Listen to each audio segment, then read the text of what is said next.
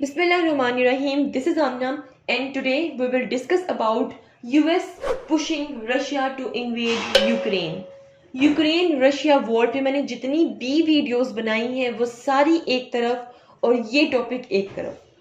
आज का जो टॉपिक है ये क्रिटिकली एनालिसिस बेस्ड है, बहुत इंपॉर्टेंट है। कोई भी बगैर चार्ज किए ये टॉपिक आपको नहीं पढ़ाएगा, लिटरली नहीं पढ़ाएगा। मैं आपको पढ़ा रही हूँ और उसके रिटर्न में मुझे अपनी दुआ में याद रखिए, क्योंकि दुआएं जिंदगी बदल देती हैं। So coming back to our topic, US pushing Russia to invade Ukraine. क्या यूएस ने रशिया को फोर्स किया, पुश किया और देन रशिया ने यूक्रेन में इन्वेड कर दिया? क्या ये बात सच है? इस बात का जवाब मिलेगा आपको at the end of this video. उसके लिए आपको ये पूरी वीडियो समझनी होगी दिल लगाकर। आपने देखा जब से ये वॉर स्टार्ट है तब से यूएस का जो रोल है वो बड़ा लिमिटेड है, बहुत कैलकुलेटेड है। कैसे? मतलब यूएस ने नेटो फोर्सेस तो नहीं भेजी, यूएस ने किसी और मुल्क को अपने साथ मिलाकर रशिया पे अटैक तो नहीं किया। सिंपल एक ही चीज यूएस ने की है और वो है सैंक्शंस, जो कि रशिया को पहले पता था कि ये सैंक्शंस मुझ पे लगनी है। उसने कहा भाई लगा दो, जो सैंक्शंस लगानी है लगाओ, मैंने इन्वेड करना ही करना है। तो इतना कैलकुलेटेड, इतना लिमिटेड रोल यूएस का क्यों नजर आ रहा है?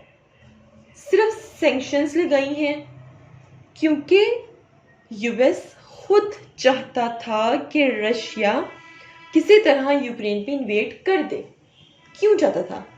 क्योंकि इसके पीछे है एनर्जी पॉलिटिक्स, इसके पीछे बहुत बड़ी गेम है। उसको अंडरस्टैंड करना आपने बहुत ध्यान से। स्टोरी हम स्टार्ट करते हैं यूरोपियन यूनियन से। यूरोपियन यूनियन का सबसे स्ट्रॉन्ग जो मेंबर है ना वो है जर्मनी, पहले नंबर पर। दूसरे नंबर पर फ्रांस, तीसरे नंबर पर इटली। अब जर्मनी और इटली बड़े इंपॉर्टेंट है और ये दोनों जोन से हैं, जर्मनी और इटली। इनकी जो एनर्जी नीड्स है वो कौन पूरी कर रहा है? रशिया पूरी कर रहा है। अब जब 2014 में रशिया ने क्रीमिया पर इन्वेड किया तो यूएस ने जर्मनी और इटली से कहा कि आप लोग जो अपनी एनर्जी नीड्स रशिया से पूरी कर रहे हो इसे आप लोग खत्म करो। जो आप लोग आए रोज नए नए गैस के एग्रीमेंट्स करते जा रहे हो उसको स्टॉप कर दो। आप लोग अपनी जो गैस है वो कतर से ले लो। लेकिन ये पॉसिबल नहीं था क्योंकि जो कतर था वो इन स्टेट्स को, मतलब इनकी जितनी नीड्स हैं, जितनी इनकी एनर्जी नीड्स हैं, उन पूरी सप्लाई नहीं मिल सकती है कतर से इनको। इन्होंने सोचा, दोनों ने, जर्मनी और इटली ने, इन्होंने कहा कि भाई अगर हम ऐसा करें तो हम अपनी इकोनॉमी को सस्टेन नहीं कर पाएंगे, जबकि बड़े स्ट्रॉन्ग है ये। और जो मुल्क स्ट्रॉन्ग हो और उसकी इकोनॉमी हिट हो रही है उसको ये चीज बर्दाश्त नहीं होती है। तो जर्मनी और इटली ने अपना इंटरेस्ट देखा, उन्होंने कहा कि नहीं, हमने एग्रीमेंट्स करने हैं रशिया के साथ क्योंकि हमें अपनी एनर्जी नीड्स पूरी करनी है। इस चीज का यूएसए को बहुत गुस्सा था। उन्होंने कहा कि भाई इस तरह तो इतने स्ट्रॉन्ग स्टेट्स हमारे हाथों से निकल जाएंगे, इनके ताल्लुकात बढ़ते जाएंगे रशिया के साथ, क्योंकि जिससे हमें काम होता है ना, हमें उसके साथ ताल्लुकात बेहतर करने पड़ते हैं। जर्मनी और इटली को काम है रशिया के साथ, तो ये मजीद आगे दोस्तियां बढ़ाते जाएंगे, जो कि यूएसए को एक्सेप्ट नहीं था। यूएसए ने यहां पर खेली एक गेम। वो गेम क्या थी वो अंडरस्टैंड करते हैं।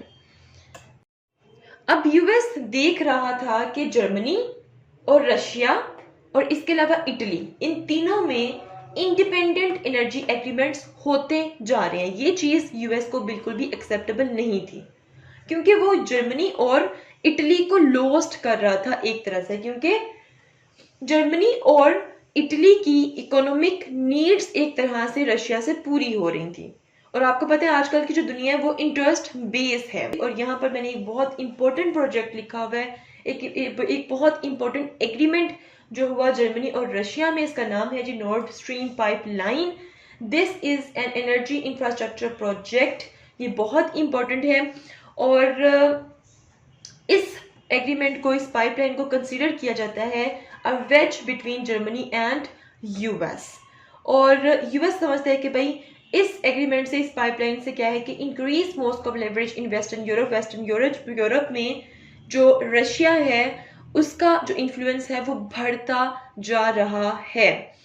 ये एक ऐसा एग्रीमेंट है which heat 26 million German homes at an affordable price. एक अफोर्डेबल प्राइस में 26 मिलियन जर्मन होम्स में हीट सप्लाई होती है। अब यूएस ये चाहता था कि किसी तरह जर्मनी और इटली अपनी एग्रीमेंट्स ख़त्म कर दें रशिया के साथ, किसी तरह ये जो डिपेंड कर रहे हैं रशिया पे, ये डिपेंडेंसी ख़त्म हो जाए।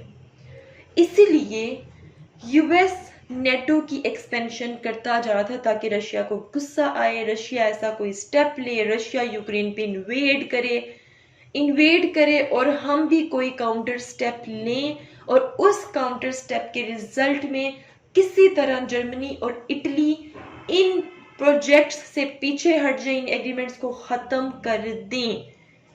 और वही हुआ जो यूएस चाहता था।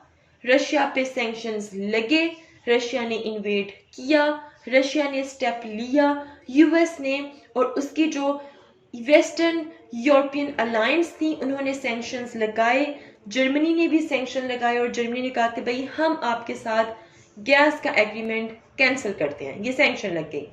और यूएस जो चाहता था वो हो गया। यूएस को कोई फर्क नहीं पड़ता यूक्रेन में कौन मर रहा है, कौन जी रहा है, लोग क्या फेस करें, डजंट मैटर। यूएस की जो ख्वाहिश थी वो होगी है पूरी। So this is all about US pushing Russia to invade Ukraine. Yes, US ने ही रशिया को फोर्स किया कि वो यूक्रेन पे इन्वेड करे in an indirect way. Directly तो नहीं वो कर सकता, बट एक पूरी की पूरी उसने गेम प्ले की। So this is all about US pushing Russia to invade Ukraine. If you have any question, do write your questions in comment section below and hit the like and subscribe button if you haven't yet. मिलते हैं next hot issue के साथ।